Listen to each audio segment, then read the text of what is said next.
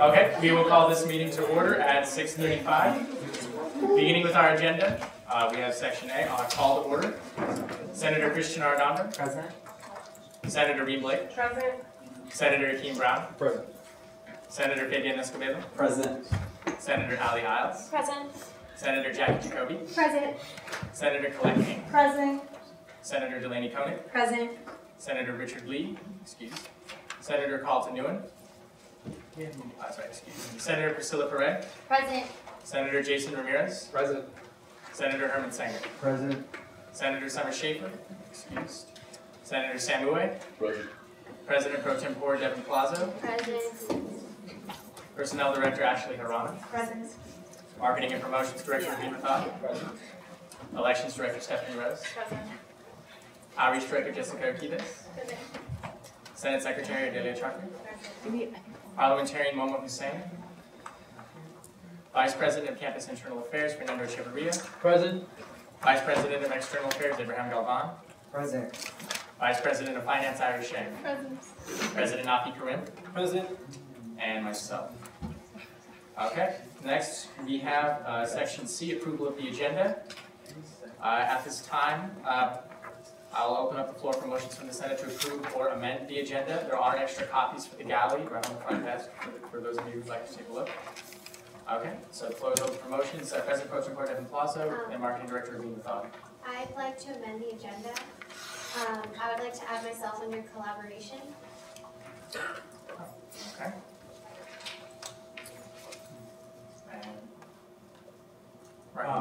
I'd like to make a motion to add the marketing committee to committee updates. Okay. So first we have on the floor a motion from President Pro Tempore Devin Plazo to add herself to collaboration. Is there a second? I'll second that motion. Second by Senator Akeem Brown. All those in favor? Okay. All those opposed? And abstain. Okay, by 13-0-0, this passes. Been added to the collaboration. A note before we move on to the second motion, as I had mentioned before, for the report that you had given, I felt that it might have been best if we just forwarded that information, considering you don't need approval from Senate on anything you had. It might be the best medium to be able to get that information out there. Point of clarification.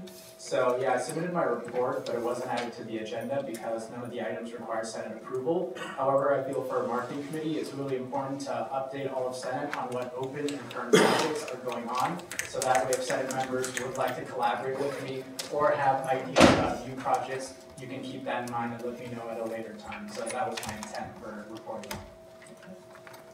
Is that motion have a second? A second. Seconded by President Pro Tempore Devin Plazo. All those in favor? All those opposed? And abstain. Okay, by 13-0-0, that passes. All right, adoptions to the agenda have been made. Okay, with that, we will continue on approval of the Senate minutes. Just as always, go through and make sure everything is in order and then sign on the back. So starting from my right, and we'll continue to my left. Moving on to Section E from ex officios. If there are any ex officios in the audience at this time, please just come forward, state your name for our minutes purposes, and the floor is yours.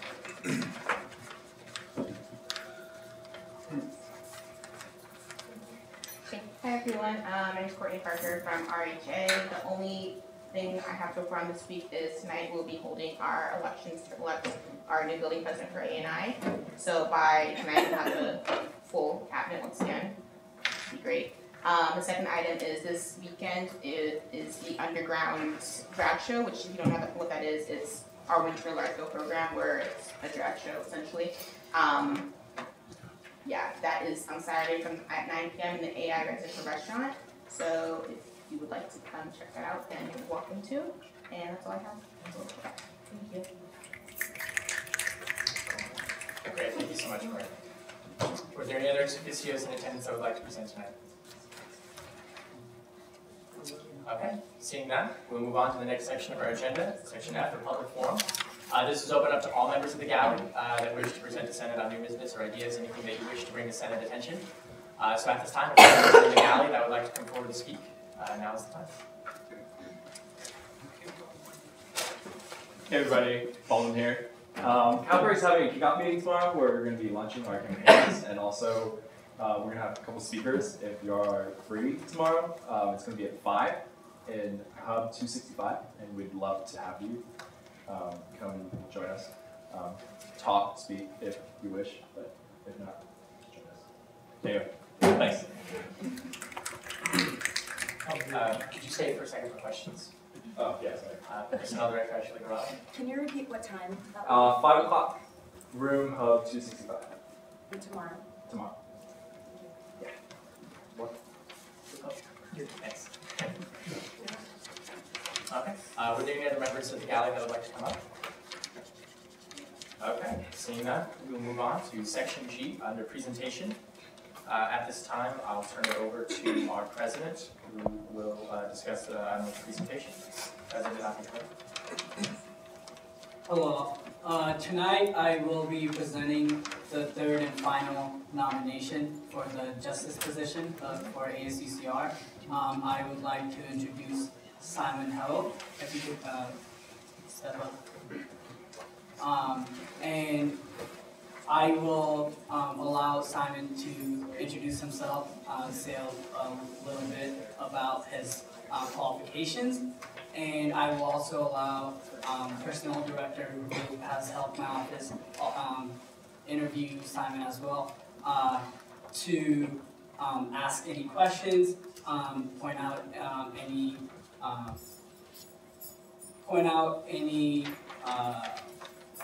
anything that you feel that would be beneficial to the Senate.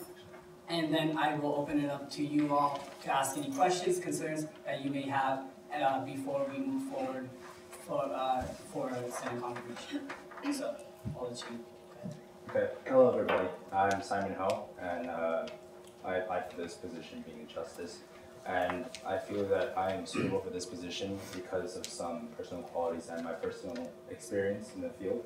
So some of my personal qualities are that I've always been sort of a person of my word too, and I have strongly emphasized to other people and to myself in a way of my moral code and ethical values, being fair, unbiased, and unprejudiced, which I feel is relevant to this field as well.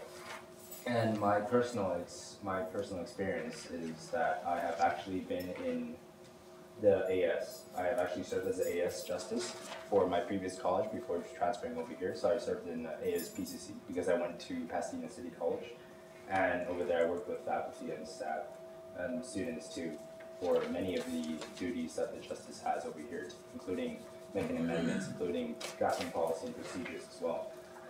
My other sort of positions that might be relevant is that I was in multiple committees, including activities as well as a publicity committee as head of advertisement as well. And I served for a brief period as a parliamentarian, so I feel that I have accumulated both the qualities personally and professionally to serve adequately in this position.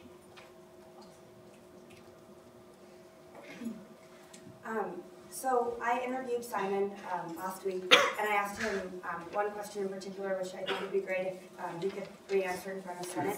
And that question was, what criteria would you use to evaluate a student who has committed violations? To evaluate a student who's committed violations, I would first first generally get both sides of the story, those of the accused and the accuser, and sort of mediate between them and finding out facts for myself as including witnesses, which there may or may not be. And then if I have a team, or if I don't have a team, then I would just come together and decide for myself from discussion to which way best to proceed. And what do you think are the responsibilities of a justice? I think the responsibility of the justice is sort of in any kind of judicial position to sort of guard the Constitution in a way to make sure all conduct is within the boundaries set forth by the Constitution, or in our case, the ASUCR Constitution, and mediate any kind of conflict that might come into. Right, and my final question is what I'm sure a lot of senators want to ask. Have you been able to read the ASUCR Constitution? I have read it, due partially, well, I've read a section of it, a couple of sections, partially because I was a part of the elections committee, and we were working on it for a little bit too, but other than that, I have not really gone through the whole thing from page 1. Okay, at this time, I'll open up the floor for questions from the Senate. Please try to keep them brief. Senator Keene Brown. Good evening, how are you? Hi. Thank you for being so bold and looking so dapper this evening. The hard question was already asked, thank you. But just reading through your statement, you said that you often find it hard, but not impossible, to trust other individuals that you don't know. Then you also just said that you are unprejudiced. So I'm trying to understand that if you don't trust, then how could you not be prejudiced? When this position would require you to first come across individuals that you do not know, but you cannot trust individuals that you don't know. But you said that you're not prejudiced. So I'm just trying to get an understanding of how could you not be trusting but unprejudiced at the same time. Hold on, give me a second. One question. How could I not trust and be unprejudiced at the same time? I think that while being unprejudiced is sort of a quality that I think I have, it's also a quality that I might have to work on as well. And in that sort of scenario, I think what I meant was that even though not trusting a person is an easy thing to do, but coming to trust a person is a really hard thing to do as well. But I have the capacity to trust someone. So although it may not start off that way, I don't have any boundaries or limitations or preconceived notions against any other person, regardless of what they were, who they are, where they come from, that might professionally impede me from doing my job.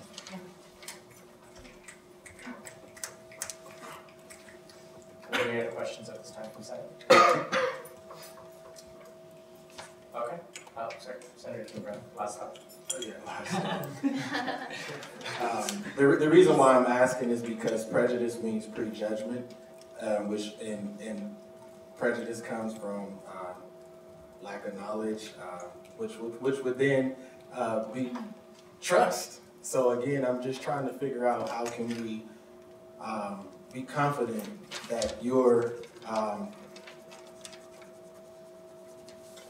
when you find it hard to trust individuals that you don't know, that you will make the proper sound judgment, because the word prejudice means prejudgment. And when you don't know something about it or something, of course, when you don't trust and it's hard, it's easier to make a judgment. So I'm just concerned that you said that you have a weakness for trusting others that you don't know, but then you're unprejudiced. It's just trying to, please help me understand that concept based on the fact that prejudice means prejudgment and trust. If you don't have it, then it's easier to go ahead and be prejudiced because you don't trust. Just help me connect that. So you're asking, how can I conduct myself? Well, okay, let me rephrase. Let me give this here. I don't trust people. So I walk into a room, I don't trust nobody in there. So I'm automatically gonna have prejudgment because it's hard for me to trust people I don't know. So I'm trying to figure out how can you be unprejudiced and not trusting. That's what I'm trying to figure out. Initially, because you said you can learn to grow and learn to trust. But initially, how will you deal with that? Keem, I'm setting a time on it. Well, that's fine. Go ahead. Oh, I think that we might have different definitions of sort of prejudice. Like you said, in terms of judgment, I personally like to think that I would go into a room and sort of angle that way to where I would judge people. Obviously, this kind of thing might be psychologically automatic, but what I mean is, and if I could just rephrase my thing, is that I might come in maybe judging people like you say, because I don't know them, but I wouldn't let that disturb me in any way, and I wouldn't sort of grasp on that judgment issue if I do have one. So I will heavily remain open-minded and sort of adapt towards the situation as well. I don't know if that answers your question, but It sort of does. I mean, you keep rephrasing, keep answering. No, thank you. Thank you. We'll move on. Assistant Engineers and the Marketing Director Ruby Berthon, Elections Director Stephanie Rose, and then everyone else on. And if there are any more hands at this time, otherwise I'll close the speakers list. Okay. Yeah, go ahead. No, I'm good. Sorry about that. Oh, you're fine. Okay. Yeah, I just wanted to make a quick comment, but it's okay. Okay. Marketing Director Ruby Berthon. Yes, so I actually managed to read your statement as well, and it talks about a lot of the great work you've done in terms of, building upon the Constitution and editing it, from my understanding. I was just wondering, maybe it's just something that was mentioned, have you had any instances in actual conflict resolution, in a situation where there is an accused and an accuser? And if so, could you just highlight one such moment, please? I do have such a moment that I have said previously in the interview. It's not really in an academic position, but it's in more of a professional position. So, if I could speak about that. Yeah, I Professional, okay. Go ahead. So, I'm a sort of supervisor for a restaurant. It's an authentic cuisine restaurant, and there's this one instance where one of the employees accused another one of stealing tips. Normally, the tips are shared among the employees. So what this person did was, according to the accuser, was that every single time he got the tip, he would pocket it himself, and he would not put it in the tip jar, and it's a mutual tip jar as well. So what I did was, my job was to sort of bring them both together. And we have these general meetings every now and then too, and we call the meeting for this as well, among to discuss other things. But we let both parties talk. Of course, we let the accused talk. We let an accuser talk as well. And what happened was they gave their both sides of the story, and I wouldn't really want to call them out on them, even though they aren't here. But eventually, we heard both sides of the story. We mediated from each position, and for more objective value, we checked the cameras. And in the end, it turned out that he was the person, stealing the tips as well. He was caught on camera, so that's how we sort of conducted it, or I sort of conducted it. Thank you. Elections Director Stephanie Rose. I was just briefly going to comment. So Simon was on my committee briefly, so it's the majority of fall quarter. I just wanted to say that I have seen him work in situations in which he did have to discuss topics where he could not show bias. So when I found out that he was a candidate for the justice position, I thought that he would be a great candidate because I'm sure the other senators on my committee would attest to this. We have discussed different things such as bylaw changes in which I've listened to him discuss ways in which to not show any bias. So I think he'd be an excellent candidate. Thank you. Great. Okay. And final thoughts? Okay. Close our speakers list. We will now move directly into voting. As with all personnel matters, this is a closed ballot vote. So I'm going to pass along the ballots from this one.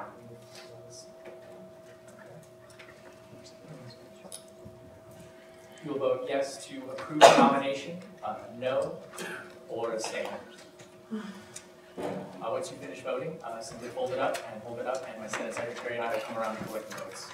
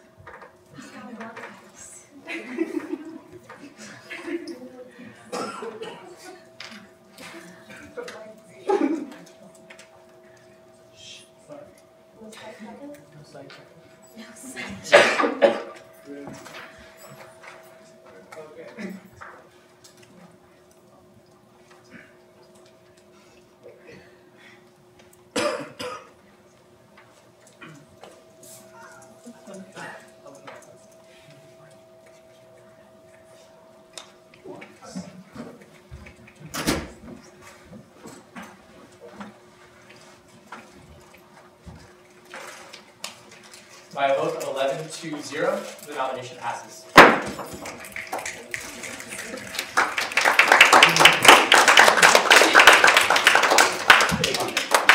Thank you for coming inside.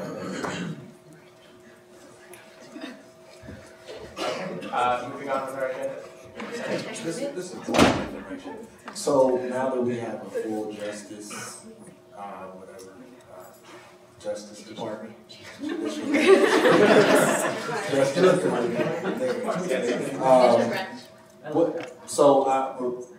My question is, would they then be required to sit in on our meetings? No, they're ex officio status if they wish to come and present. Anything that requires Senate attention, they'll do so, but as far as we're concerned, they operate independent of us. I had a question. Last year, from my understanding, they were receiving a stipend, but they gave up their stipend? No, they never received a stipend. Oh. And they've turned it in. They turned, oh, just kidding. Okay. Moving on. Okay, last one. Are they meeting? Yes. Oh, okay. Do you know when? Wednesdays from last quarter, but I don't know if it's the same this quarter. Okay, Section H on committee updates. First, we have our legislative review committee. So at this time, I will turn it over to our President Pro Tem Board, Devin Plaza. Hi everyone. So tonight we will be voting on the LRC bylaws from last week. If there are no comments, changes, concerns, I would appreciate a motion to approve. A motion to approve the new LRC bylaws. Okay. Motion by Senator Jackie Jacoby, seconded by Senator E. Brown.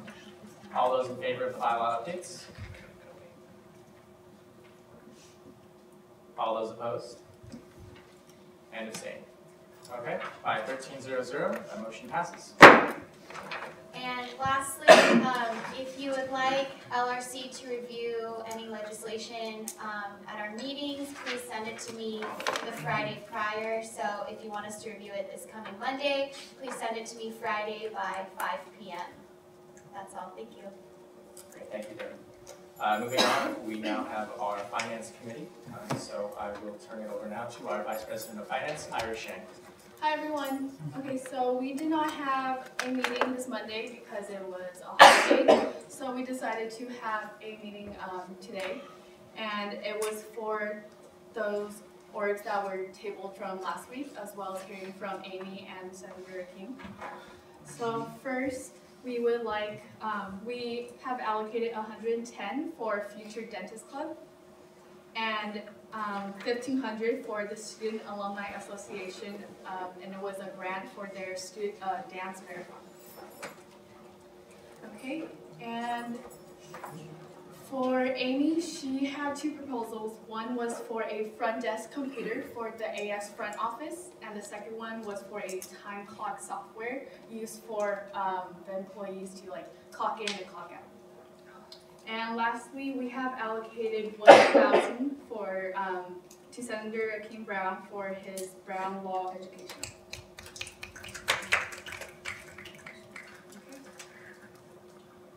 If there's no further questions, I would like to motion for approval of these allocations. I do have a question. Okay. So like for the time clocking, I know that we already have like the time cards that that are used. So I guess I'm just wondering like, what's the time clock for? Yeah. If you can you pull up the proposal for the time clock? So the time clock that they are using now currently is really, really outdated, and can you roll down to show them the pictures? There's like pictures attached. So that's the current thing that they're using right now, and then each student, they come in and they have to, and that's like big computer that's sitting in Amy's office, and that's the only thing that she can use to connect to the clock-in thing right now. Okay. So it's really, it has a lot of problems, and whenever like she wants to like connect it, it will have some problems, and she would have to try it multiple times. And the software that they're using right now, it's like you can, whenever the students come in, they can just log in using their UCR student ID, and then they can log out when they're in the software. So we don't have to, she doesn't need to use all that. Senator Jackie Duco. Oh yeah, so for this clocking in and out software, this is only people from the front desk, or just like always. I think it'd be great if there could be some better way of keeping us accountable other than this drive, because clocking in and out actually ensures that we come to the office and do work. I'm sure people here are like opposed to that. If it's possible to have us maybe even start doing that for like logging hours. I don't know what that process would be. I think it's mainly for like students that are paid by the hour. Oh, okay. We all get like bi-weekly stipend, so for clocking it wouldn't really matter. Okay. Awesome. Yeah. Is it possible? I actually agree with that idea, just because it does hold students accountable, but it would be like for funsies. Yeah, not for money, just to make sure they actually come to the office and do their work. We aren't paid by the hour, and so I don't think a time clock would be beneficial because it's on a stipend basis. But I understand. Okay. I will keep this brief. Senator Keene Brown, collecting, Abraham Fernando. Yeah, I would support something similar too, because it would just keep track, even though we don't get paid hourly, it would keep track of those who decide to do their 4 hours a week in the office versus those who want to submit to the drive. Because already in law is the 4 hours. So some of us, like for me, example, sometimes I may want to come do my hours in the office as opposed to writing a press release, although I like to write too. But I may even do both. But having a record to say I was here, I'm here. And I think that would be great. Okay. I can definitely talk to you about this. Senator collecting. I was just basically going to say the same thing. Okay. So. Yeah. You're next. Oh, okay. Okay, I was just gonna say, so I just wanted to clarify, Jackie, are you talking about like having us like, I guess, like clock in to just kind of like see how much time like every like individual is spending in the office, like doing work? Or is it like, are you talking more so about like changing to that method of like hourly pay or things like that? Oh like, no, not hourly. So just like to see how much time we spend in the office, or? Not necessarily to see, but I feel like lots of people, a lot of their hours are spent out of the office maybe, or just doing things that aren't really part of ASUCR. I feel like lots of people I tend to see on campus that never actually in the office almost ever. And so I think it'd be a great way to, I think it's optional, not required at all. But if students want to log their hours maybe that way additionally, it could be an effective option for some of us who prefer that way over the drive. Because the drive thing, I'm bad with technology. I'm just not good with like that kind of stuff. Senator Fernando, Devin, and then Senator Jason Ramirez. Raise your hands at this time. Okay, if not, then I'll close the speakers list. So I guess the real question at the end of the day is, Michael, would you be open to using that process for it to count for Senate, essentially? Because it seems to be that it's an alternative to the drive, to where you can see how many hours are actually in the office, and you can count those towards them actually doing their job. So I guess it would be up to you in a sense as well. I'm open to it. My question was regarding senator bylaws. I know you were working on them a little bit last quarter. Maybe that's something that you can get further input on. I know they haven't been sent to LRC yet, so the accountability drive and like the 4 hours aren't completely like per the bylaws. So maybe if that's something you want to write into the bylaws, then I don't know, maybe if anyone's open to suggesting or coming up with a solution to documenting your hours in the bylaws, because as of right now, it's still like the 2 office hours. Right.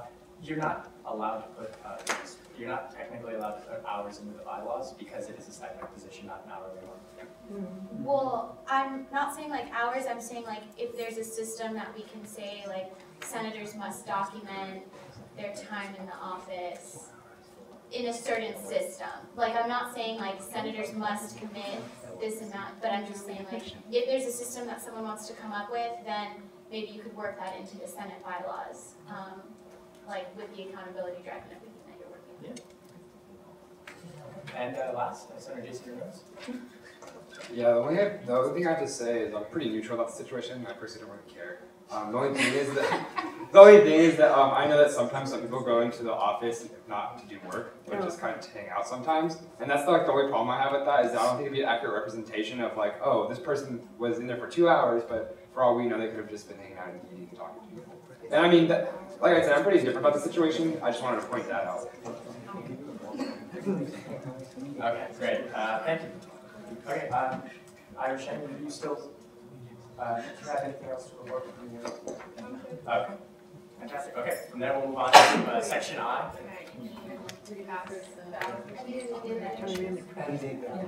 You're completely right. You're in the middle of the floor. Okay. Motion to pass the budget allegations by Vice President of Finance Irish Chang. Is there a second? Second by President Pro Tem Devin Blossom. I saw your number. All right. All those in favor? All those opposed? And abstain. Okay. By 1201, motion passes. And one abstention. Right.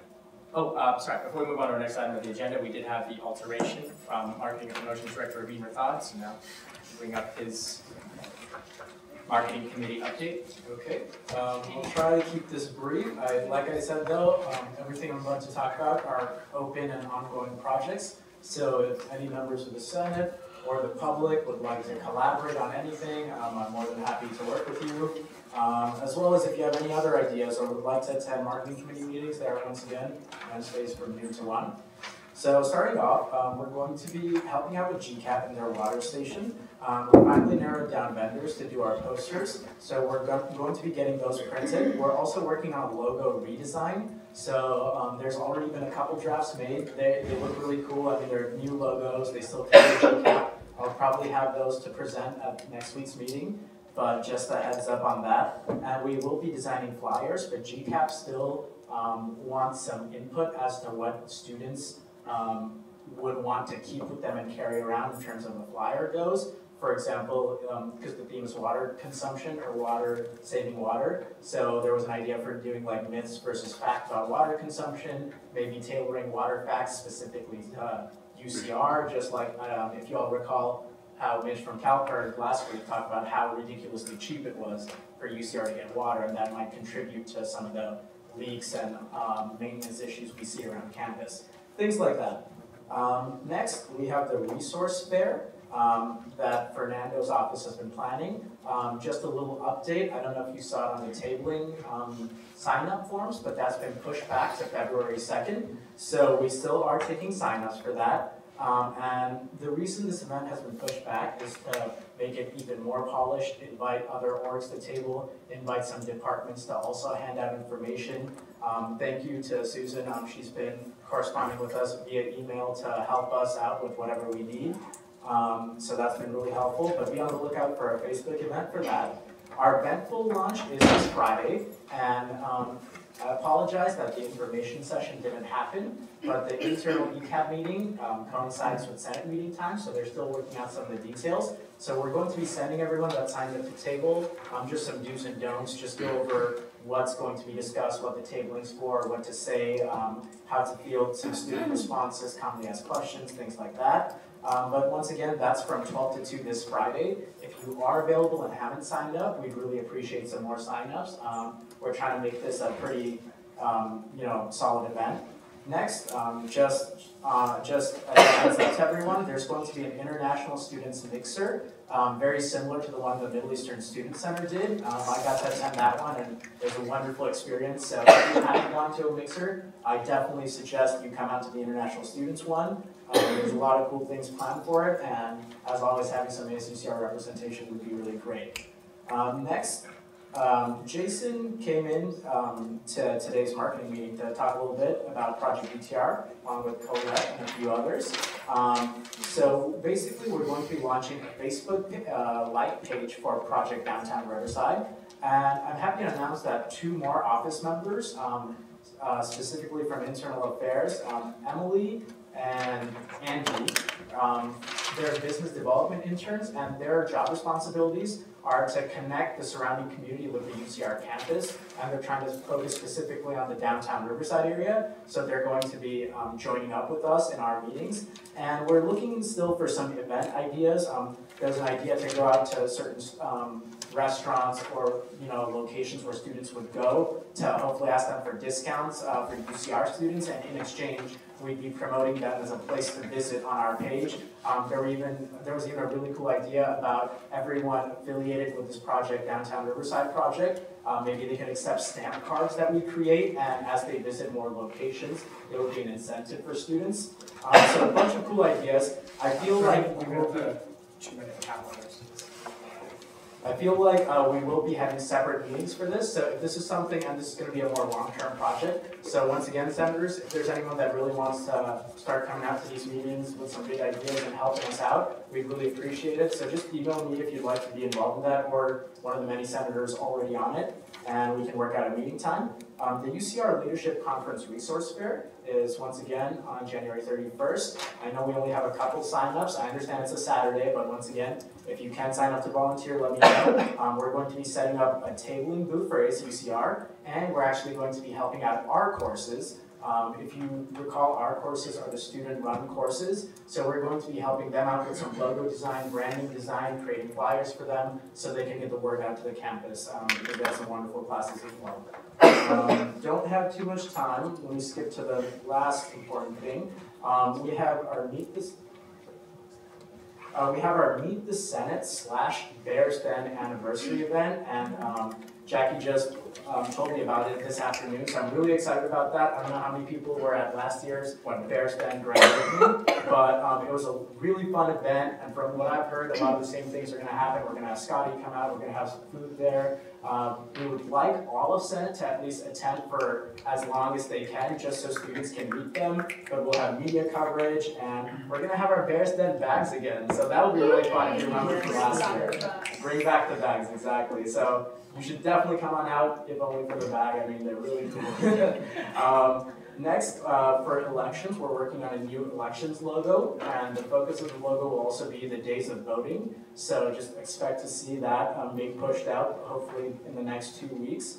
Also, for next Wednesday, as a heads up, this project Downtown Riverside thing, the business development interns expressed a strong interest in tabling with ASUCR. Mr. Chairman, I move to extend time. I second that motion.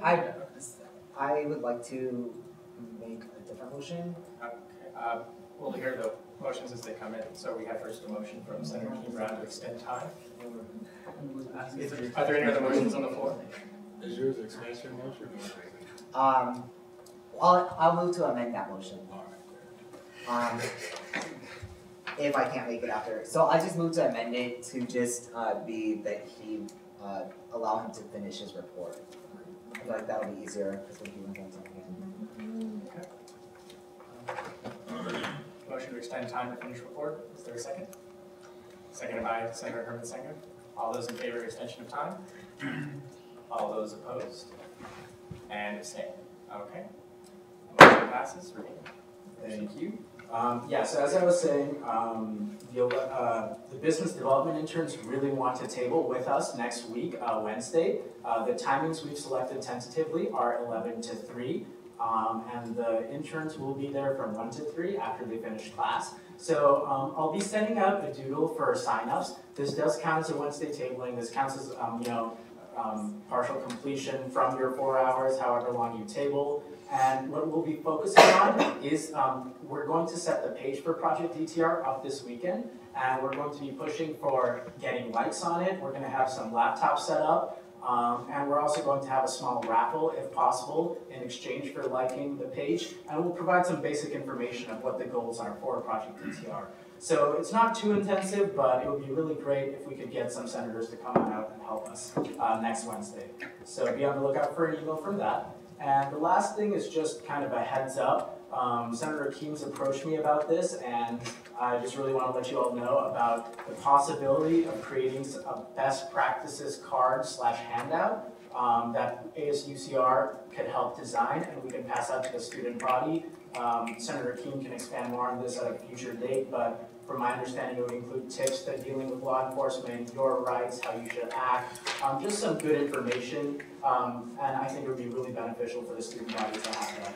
And the last note is that most of the promo items we've ordered for this quarter have shipped, and so they will be here starting Monday through Wednesday of next week. So that's just a heads up if you're planning any events. After that time, we'll have promo items that you all are more than welcome to use to promote your events. So thank you for letting me finish my report. Great, thank you again. Okay, moving on. Senator Blaney. Hi, okay, thank you for the report. That was really comprehensive. What day is the Meet the Senate thing? And time. That'll be Wednesday, February 4th. Thank you. 10 to 2. 10 to 2. Very done. We'll elaborate on it in our announcements too. Thank you. No problem. Next on our agenda, on section I, we have collaboration. First up, we have Senator Keene Brown. Okay, Senator. Good evening, everyone. So Senator Keene Brown, I'm going to put a 2. That's fine. Good evening. I was going through BCOE on an evening. It was after maybe 6 o'clock. I wanted to just go into Bites Cafe and study late at night. I'm aware that BCOE is restricted to individuals who are in certain classes. Like, so I'm a CHAS major. I don't need access to the burners and the beakers. But there are some amenities that the building has to offer that I think would be beneficial for the rest of the student body. For example, during study time, BCOE is open forever. As long as you can get into it, you can get into it. That would be one amenity in particular that I am looking at. That should be open to all students. I'm not asking for access to beakers and hot plates, but I am asking for access to places where all students should be able. For example, Bites Cafe and the little study area that's right there. Because it's actually the only place that's open that late on campus, but you have to have access to get into it. So I'm wanting to know, what we can do about that. I just want to debate, have a discussion. There's no plan of action. I just want to talk about it. So. Okay. At this time, we'll take hands. Okay. Senator Jason Ramirez, of course. Marketing and Promotions Director Rena Thod, Senator Herman Sago. Were there any more hands? Oh, yeah. And Senator Colette King. Okay, thank you. Hello, everybody. As y'all may or may not know, I am one of 50% of the series. So I understand, and the reason for that is I don't know if you saw it in the email that Carlson sent out, but it is just like any part of campus. It's open from 8 to 5 to anybody. The reason that it's open to engineering students so they can use those amenities, like after hours, is because you have to actually get in the building to get into the labs. So that's just a byproduct of that. It's not like it wasn't necessarily designed to be that way, I don't think. So, I mean, you have card access, yes, you can go in. That's only because we need to go into the labs to get access. Those labs have a lot of software that's very expensive that is otherwise ranging from anywhere from 100 to a lot of money. So it's really useful for me, for a lot of other students, and we oftentimes do have these very extraneous design projects that we do need the software for, and that's really the only place that we can get it for free. So I don't think it was designed to be, oh, hey, this is just for engineering students or anything like that. It just happens to be, well, you need to get into the building to get into the labs. So I'll just leave that there. Would you mind? Oh, yeah. Yeah, I'm also a BCOE major. Just a couple initial thoughts I have about this is kind of like what Jason said. There are spaces, that are open 24/7 for engineering students with card access. The only sort of complication I may see in this plan is that a lot of times these are major specific lab areas, so even if they don't have equipment, they have computer equipment and software and like Linux servers that we often use to log into portals, things like that. And a lot of times, it definitely helps in those environments to have a limited amount of people and definitely, some quietness. So I'm not saying that, other majors coming in or other students coming in will disturb the peace or anything like that, but these labs are already so small and they're already so crowded so often that it's really hard to find some downtime to work with your partners or to work on projects. So that's just something I would be mindful of in terms of opening it up to the campus community at large. Point of clarification. Sure. I want to be clear I understand the lab access. We know that certain students should only have access to that lab, but I'm more so concerned with the fact that there's a space that we can access. And as Jason has already said, that because you need to access the building first to get to those sacred spaces, what can we do? And I mean, is there another, what can we do? Because if the case is that we need to access the building to get to those certain spaces, are those certain spaces then locked again? So before you walk into the lab, do you have to use your card again? Or is it just you get in the building and you can go everywhere? No, there's definitely so just real quick point of clarification. So would you be specifically talking about the Bites Cafe? Because I know from the Bites Cafe, the halls are generally open to get into the labs. However, if it's like an electrical lab, a comp sci lab, you do need card access once again. So for me, to align with kind of your points, all I can think of would be the Bites Cafe. That's what I'm particular. Because this is, that's why I said when We'll just wait until the next couple speakers. Yeah. Get all the points out at once. Senator Herman Sanger. Yeah, so I'm not a BCO major, but I also have access. And the reason for that is because... why are you so special? The reason for that is because I'm an SI leader, and there's about 5 rooms in Chung Hall that we use for SI sessions. And you know, I would be a liar if I told you I've never studied at Bites 3 in the morning. And that's, you know, having access and using it are 2 different things. And that's where, you know, when I need to go to the special room for like, the SI sessions, they have another card access. So that's where it comes into the idea of Priscilla and my project. And that's where we're trying to identify areas in which we can have a 24-hour study session.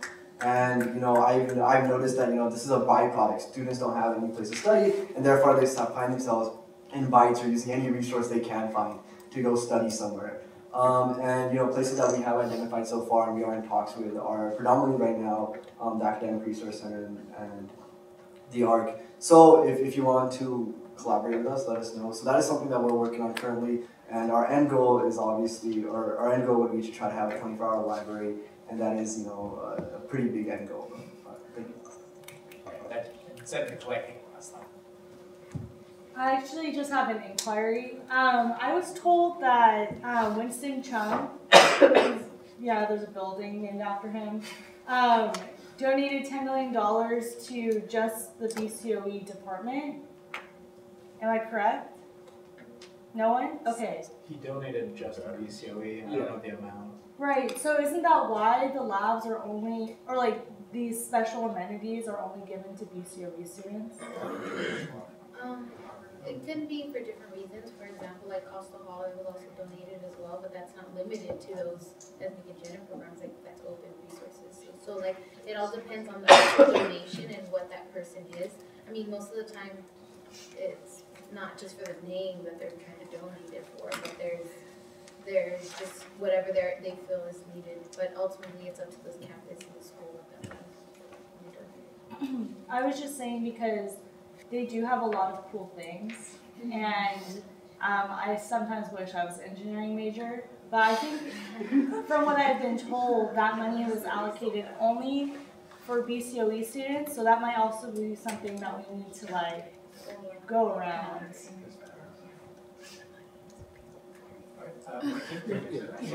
Just to close out on this collaboration, it looks like it's been a merger. Thank you, Herman and Priscilla.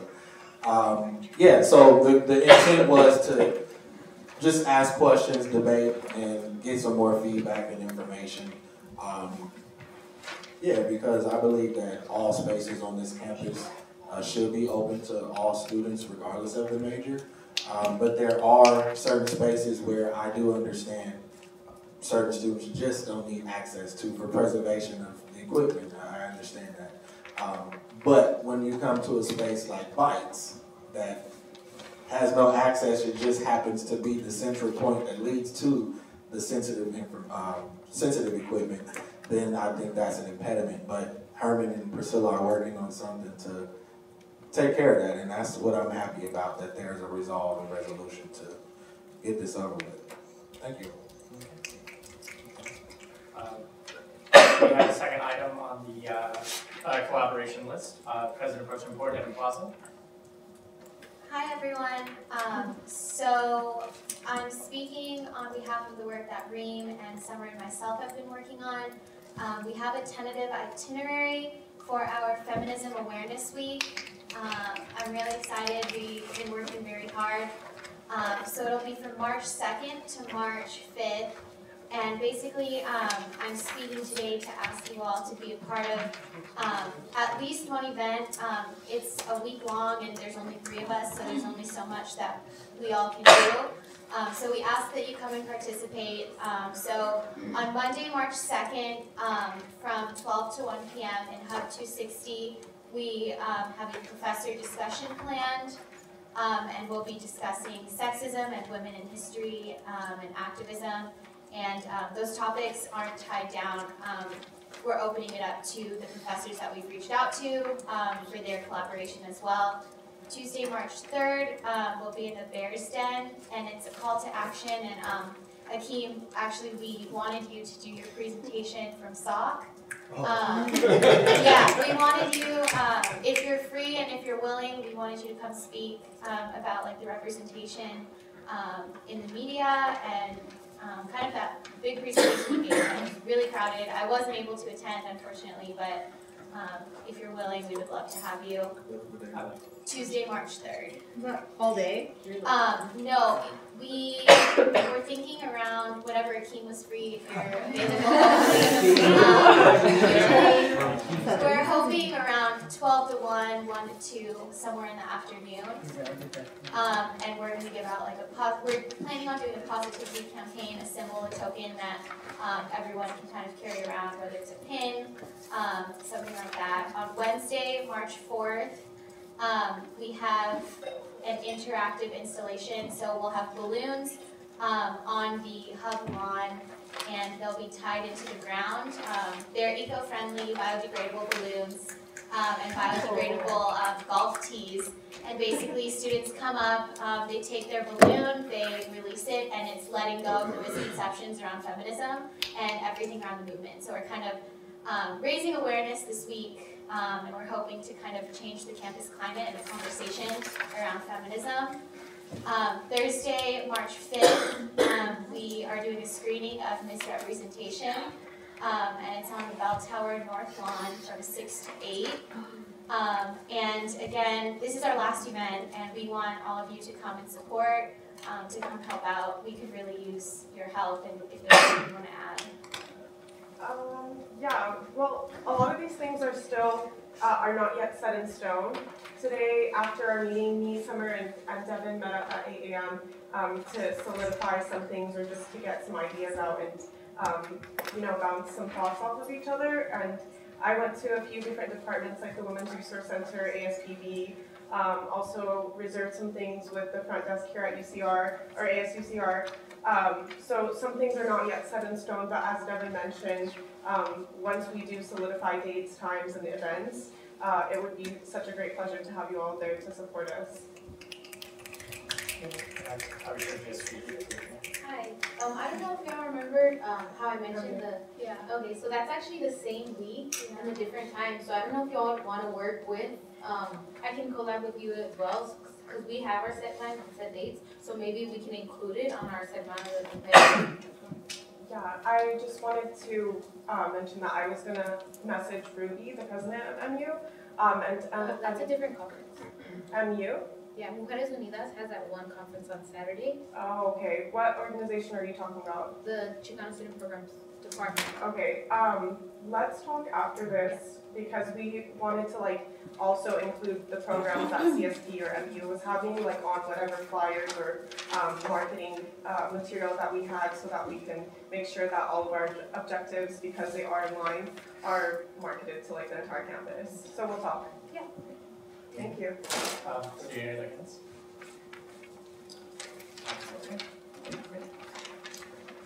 And then Ravine, I'll reach out to you. Summer also will come to you and work on flyers and Instagram pictures. Yeah, thank you. That's all. Great, thank you. Okay, moving on section J, we have public comment. Members in the galley that would like to come up and comment perhaps on any projects or initiatives, ideas you might have heard that you wish to get input on or maybe possibly inclusion in, please come forward. Okay. Hi, yeah, if you could just come forward and say your name for our minute purposes.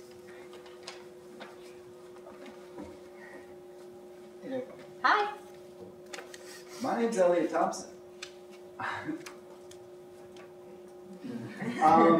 Okay, so yeah, I've literally just crashed your meeting. I came back into Riverside to say hello to all the folks around. I want to say hi to you as well. For you, those of you who don't know me, a couple years back I graduated from UCR, class of 13. Thank you. Yeah, I'm now gainfully employed, doing some fantastic work over in Long Beach. And I just wanted to say hi and congratulate you all on continuing the food truck festival. Yeah, so another news blast. Yeah, I was one of the ones who worked on the food truck festival initially. I actually came to one of these meetings and I said, in front of, what was it, Liam Dow?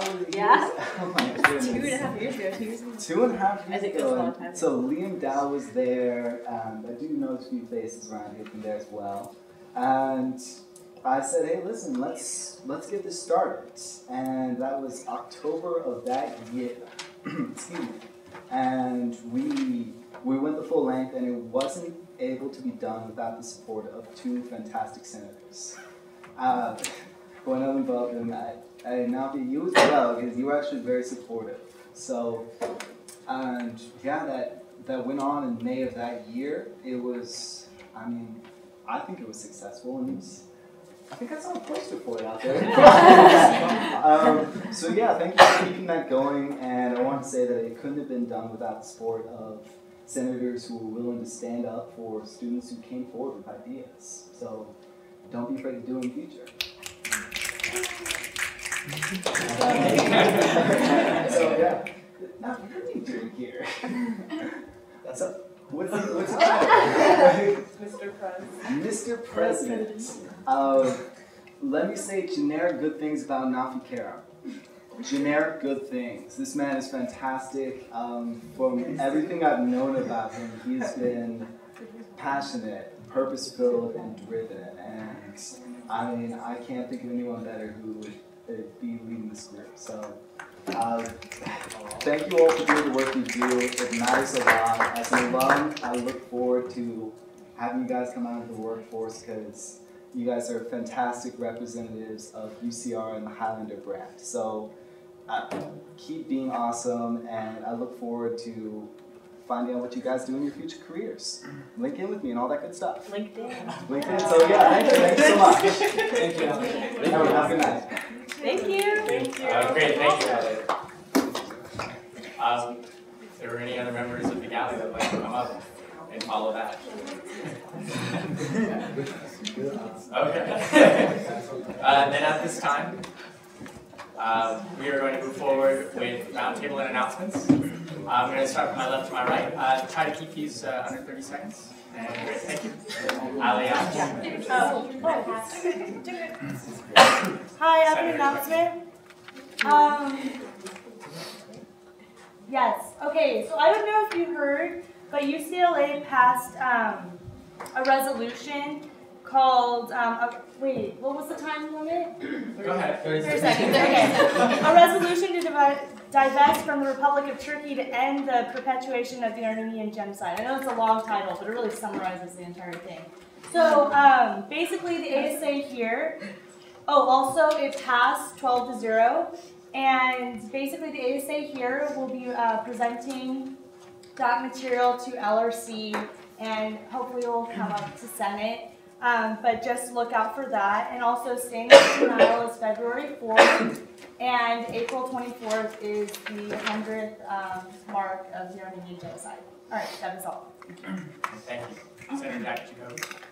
Hello. Oh, hi. Okay, I have a few updates from this past week. Me and Christian have worked on the meet and greet for ASUCR event. Now it is going to be a joint meet and greet for ASUCR and 1-year anniversary celebration of the opening of the Bears Den on the first floor down there. So basically it's going to be on Wednesday, February 4th from 10 a.m. to 2 p.m. Like Ravine said, hopefully we can have at least an hour for each person at ASUCR can come, meet students. We're going to have it much like last year. The donuts, coffee, cookies, orange juice, the whole shebang with Scotty and pictures and everything. So it'd be great to see some awesome familiar faces out there. Tomorrow night, like Jen mentioned earlier, or Paul mentioned earlier, is CalPERG's kickoff meeting event. It's from 5 to 6 at Hub 265. I will be there. Love to see some familiar faces there as well. Vice Chancellor is going to hopefully speak, as well as student representatives for CalPERG, talking about upcoming plans. I'm going to help out CalPERG with their upcoming petition drive to demonstrate more broad student support for the referendum that's going to hopefully be passed next quarter. That will happen next week. We're working out more details on that. This Friday is a Shabbat dinner at Temple Bethel in Riverside at 5 p.m. This one's actually going to happen, I promise. Temple Bethel is a more Reform Jewish temple, so you can come in more casual attire. It's not quite as dressed up. It's a more comfortable setting for students to come and mingle and learn about Jewish culture and history. That's going to happen Friday at 5 p.m. or at 6 p.m. Meeting on 24 at 5:30.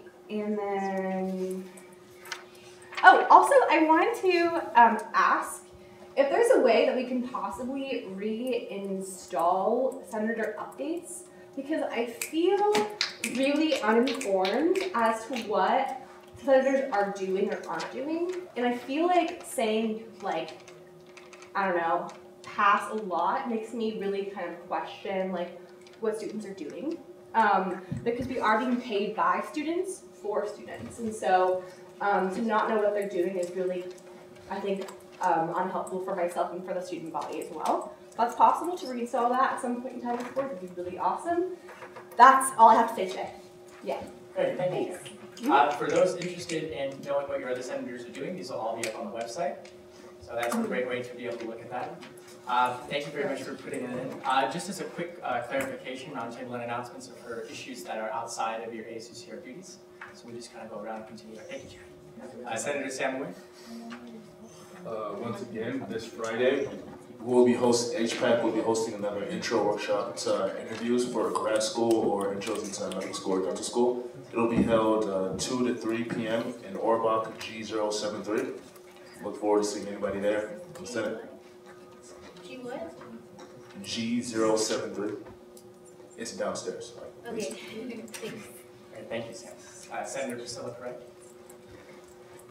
All right, so this afternoon I was able to attend the Power of the Peers Professional Development Workshop held or co-sponsored by Susan Ortega were there, and I gotta say that it was really meaningful, and I guess I wish more of us from ASUCR was there, just because it really was eye-opening in terms of preventing violence and opening conversations about that. In terms of announcements, Herman and I are possibly looking to outreach towards escort services for security reasons regarding the 24-hour library project. So we're outreaching to them and also UCPD, and that's pretty much it for our projects right now. Great, thank you. So, this would be just things that are outside of ASUCR for roundtable announcements. Okay, it was just, I guess it was in response to what Jackie was saying. She wanted to know what was going on with Senator's project. So. Oh, perfect. Yeah, they'll be sending out a sending out a Senate digest so everybody, including the students, will also be involved with Senate projects. I'll wait till my announcements to be able to let you all know about that. And Senator Higgins, sorry. I just wanted to make a comment about the roundtable.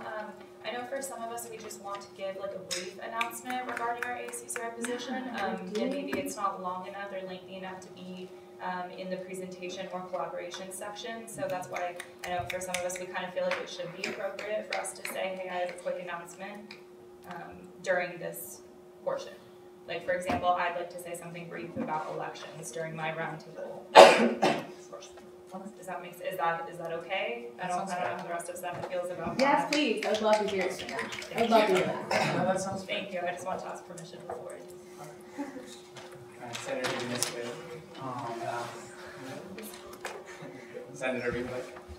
Hey everyone, Senator Delaney and I have been working on the leadership conference, and that's happening the 31st of this month. And I wanted to thank Summer, who's not here, for reaching out to be a volunteer at the resource fair, but also Devin and Fernando, because they will be tabling on behalf of ASUCR in order to connect students who are attending the conference to different ways of being leaders within this office.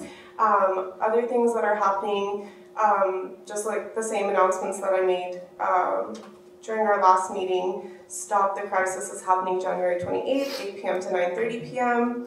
And that's in Hub 302 South. And the Danny Ramadan benefit concert is Friday the 31st, 6 p.m. Cal State San Bernardino Santos Manuel Student Union. And these are all events that are sponsored or being promoted through the Middle Eastern Student Center. In regards to my senatorial projects, one update that I wanted to give you all was in regards to my Art Time initiative.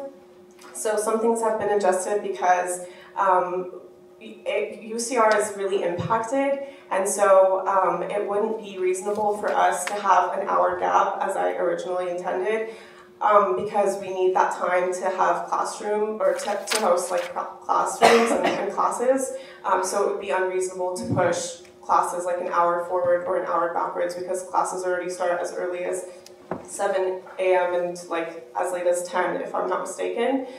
So we made some adjustments to that initiative, and I've been attending some of the student life clusters to talk to students and see what they would like to get from like an initiative that would be similar to what I had intended from Art Time originally. So what it's going to be now is just like additional programming that ASUCR is going to provide along with the Vice Chancellor of Student Affairs, so that students can have the opportunity to just participate more and be more visible on campus. So I'll update you all about that after our next meeting, which should be taking place within the next 2 weeks. Thank you. Great, thank you. Senator Hudson. Yeah, so my announcement is that tomorrow Global Medical Brigades is having a meeting at 7 o'clock in Surge 172. So this time around, Global Medical Brigades is doing something a little different. During the brigade, half of the time they're going to be doing medical clinics like they always do with Dental Brigade. But the other half of the time, they're going to be helping set up a water system in a village. So there will be engineers, or there are already engineers there, and they'll create the architecture, and then after that, you'll literally be helping dig and bring this pipe into the village and set up the first ever, clean water for this village. And so that's what the Global Brigade is doing, something a little different. So come out to the informational meeting tomorrow, and there is partially a social. It's blind Pictionary. I don't know how that's going to work, but it seems like a lot of fun. Yeah. Okay, just a couple things. If you direct your attention to the screen, as most of you know, I'm on Ross and Gomad dance team, and what this is a traditional Indian dance.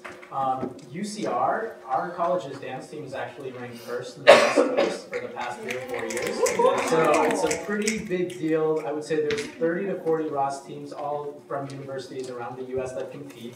So what we're doing right now is we're holding our fundraiser because we go to out-of-state conferences and those get quite expensive with this t-shirt. So every dance has a theme every year. So our theme this year is, as you can guess, space theme. So we have this kind of NASA knockoff shirt with our team name.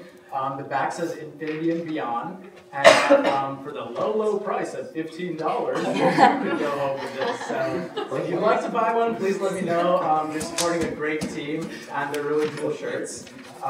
Next, the Facebook calendar I was talking about that shows, for the ASUCR Facebook, that shows notable events coming up, is going to be posted this weekend, and that will cover weeks 4, 5, 6, and 7. So unless you already spoke to me at a marketing committee meeting, if you have any other events that you'd like to get that are happening in weeks 4, 5, 6, or 7, please email me and let me know before Friday. Also, once again, Eventful launch. The Google Doc is still on our Facebook group. Sign up if you can. Those that have already signed up, you should expect an email hopefully tomorrow. And thank you all for letting me report. I know it was a little lengthy, but I think the in-person reports allows me to connect with everyone in an in-person and immediate manner. So thank you. Thank you. Commander Chevrolet. So just a couple things. I've kind of gone out of my way and I set up monthly meetings with Jim Sandoval as well as the Chancellor for Budgeting and Operations for every month. So this gives the opportunity for senators to schedule a meeting. They have cleared one day specifically for Senate, so I have that set up for every single month. So if anything ever comes up, you all will have access to them at least once a month. The meeting for this month is going to be on the 29th at 1 p.m. So if you all have something to discuss with Vice Chancellor Jim Sandoval, then we can have that conversation.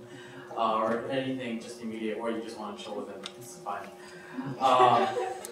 The next thing is, I'm also going to be reviewing my own personal bylaws because I have to update everything with the advent of a whole mess of committees that I've actually created, as well as some things that I'm trying to figure out for my office as we transition, as we head towards transition. So I'm hoping to actually bring back the Constitutional Overhaul Committee with Akeem Browns, because while I'm going over my own bylaws, I'm also going to be focusing on the rest of the Constitution as well as individuals' bylaws.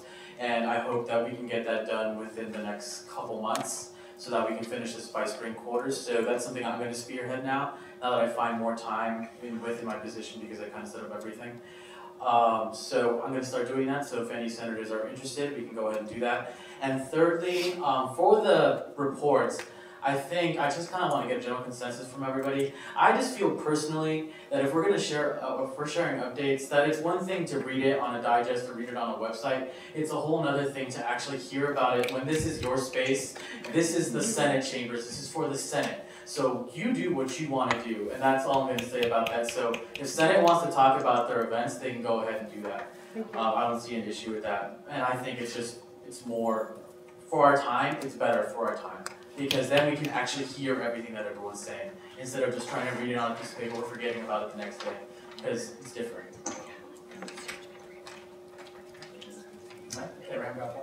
Well, I just have one announcement, and that is that my labor officer position has been filled. I will go ahead and send you all this, her name is Catherine Zaki. I don't know if you know her name. I really like her responses to the application. I know if you would like more information on her as an individual, just go ahead and send me an email or anything like that. I don't want to take too much time right now, so I won't do that. But that's really the only announcement that I have for now. So yeah. You don't have either two announcements. Just like to say thank you again all for submitting the press releases. I'll have it on the Senate Digest as well as sending out the email, so you can look forward to that next week. Nothing correct? Pass. Irish Shea?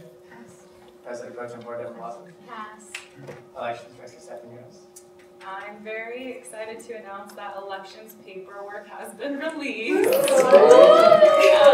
So if you go to elections.ucr.edu, you will find all the paperwork there. But I owe a very large thank you to Lori, Amy, and the VCSA IT department because they helped me convert everything to seamless docs this year. So candidates and parties will be saving a lot of paper, apart from one document, which is the one where it requires you to have 50 signatures. It's a little too complicated.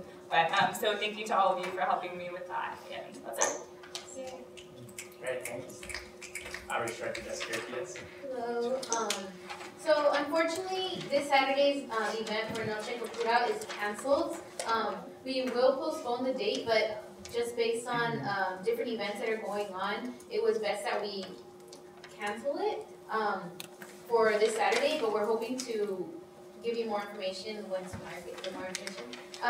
But on Saturday, we also have another event that we're co-sponsoring. Raza Assembly as well as USAS and other organizations that fall under Chicano Student Programs are going to be attending the second annual Breakdown Borders Run that's taking place in San Diego. It's basically a coalition of organizations and supporting students with the Zapatista movement and different organizations basically, but if y'all are willing to go out to San Diego for the day. It's basically a symbolic run across the border. And that's all I have for this week. Personnel Director Ashley Garage. Hi everyone. So as a lot of the senators were talking about different events, something came to my mind, and when I sent out the second application to the students to join committees, I had about 60 students that I wasn't able to place, not because they weren't qualified, but because there wasn't enough room in committees to place them. And so when I'm listening to all your projects and plans and events that you have, I would really love to be able to send volunteers from this pool of students to help you and the table with you. And I would definitely request that if you wanted different student volunteers, that you send me a little write-up about what your event is, that I could send out to that pool of 60 to 70 students, and I could probably get you 10 to 20 students. Thank you. Great, thank you. Senator Kimbrell. Yes, I'll be brief. I'll try to be brief. But no, this is important, I promise. This is more important than the UC Regents passing the fee increase. And what's more important than that is one of the regents is a renegade. He's asking to rescind the vote. So that's something that we can be proud of. I just want to read the brief article. Former Assembly Speaker, now UC Regent John Perez wants to roll back the 5% annual tuition hikes to regents approved in November. At Wednesday's UC Regents meeting, Perez, a Jerry Brown appointee, an outspoken critic of the tuition increase, asked the board chairman to place a repeal of the unpopular vote on the March agenda. Perez argued that the plan would not make fees more predictable as advertised or benefit the system financially. He pointed to the governor's proposed budget released this month, which would penalize the system if it raises student fees. UC risks losing $120 million in new state if it raises tuition, and a 5% increase would generate about $100 million in tuition revenue. So we would be worse off, he said. The newcomer got no commitments from his colleagues, and another regent, George Kiefer, spoke up against the proposal, noting that the state budget was still being negotiated. I am not interested in debating the entire thing all over again, he said. I think that's very important that even the regents themselves think, well, one of the leading, Jerry Brown appointee used to be the Speaker of the Assembly, so he's got some clout. He's got to lobby a few votes, but I think if we just continue putting pressure up that pipeline, we can probably get this turned around. And so I'm just excited to see internally they decided to sort of reconsider what they did. And lastly, I want to leave you with this quote that I thought of last night. Let me tell you something, my philosophy is just coming together, but here it is. A hen who sits on her eggs too long will suffocate her chicks. Thank you all. Thank you. We'll have to write that one.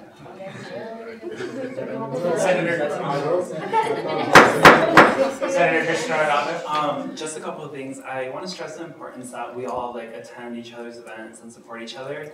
I know Reading, Devon's, and Summer's events, week-long events coming up, so I don't think there's any excuse that you can't attend at least one of them.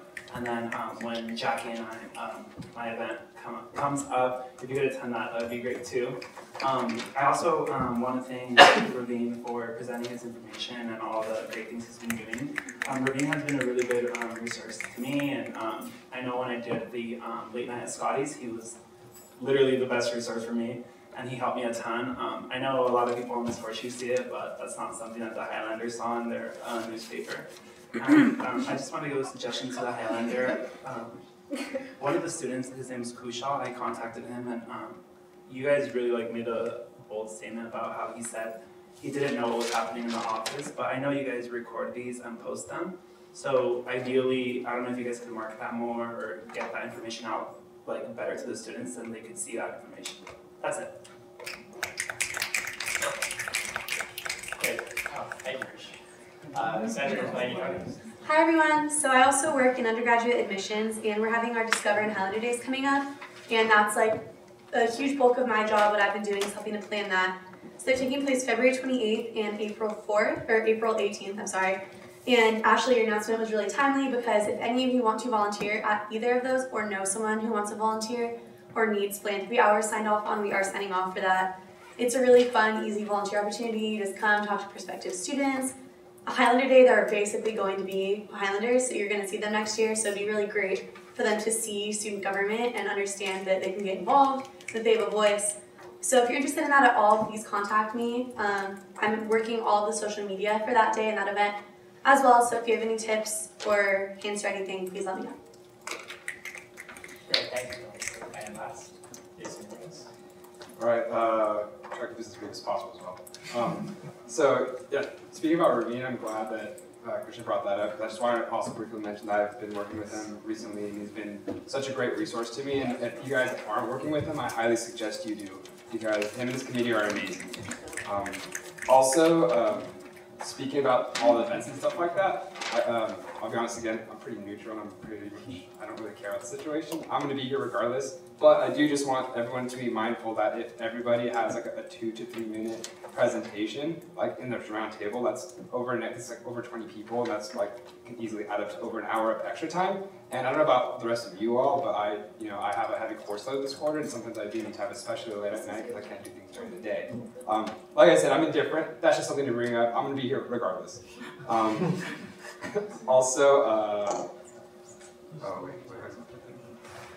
don't know why I wrote this down, but okay.